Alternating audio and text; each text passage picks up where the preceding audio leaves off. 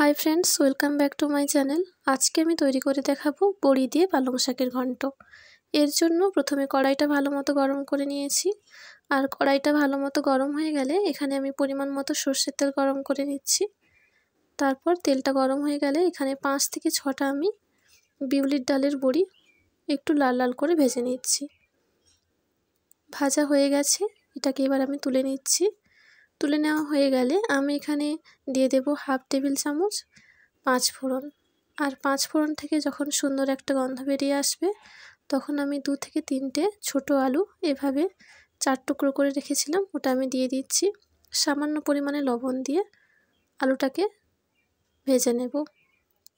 যখন আলুটা একটু ভাজা হয়ে আসবে তখন এতে আমি একটা মাঝারি সাইজের পেঁয়াজ কুচি আর 3 থেকে 4টা কাঁচা লঙ্কা দিয়ে দিলাম। এরপর আমি পেঁয়াজটাকে একটু ভেজে নিচ্ছি। আলুটাকে আমি আলাদা করে ভেজে নিইনি, সেই জন্য আমি প্রথমেই আলুটাকে দিয়ে তারপরে পেঁয়াজটা দিলাম। এবারে এখানে কেটে রাখা বেগুন দিয়ে দিলাম। বেগুনটাকে অল্প একটু ভেজে নেব। সঙ্গে দিয়ে দেব পরিমাণ মতো হলুদের গুঁড়ো। বেগুনটাকে খুব লাল করে ভাজবো না, অল্প একটু ভাজা হয়ে গেলে আমি এখানে দিয়ে দেব পালং শাক। আমি এখানে 1.5 আঁটি মতো পালং শাক নিয়েছি। এবারে পালং শাকটা দিয়ে অল্প একটু নাড়াচাড়া করে নেব যাতে সব কিছুর সঙ্গে ভালোভাবে মিশে যায়। ভালো মতো মেশানো হয়ে গেলে এখানে আমি স্বাদ মতো লবণ দিয়ে দেব। লবণ দিয়ে আবারও একটু ভালো মতো মিশিয়ে নেব। লবণটা দিয়ে দেওয়া হয়ে গেলে আমি এখানে আগে থেকে ভেজে রাখা বড়িগুলো দিয়ে দেব।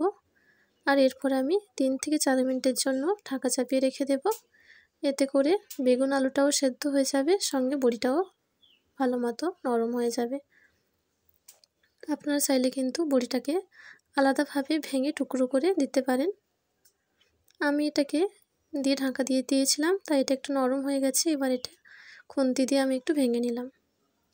এবারে ভালো মতো মিশিয়ে নিয়ে আবারও 2 থেকে 3 মিনিটের জন্য ঢাকা চাপিয়ে দেব।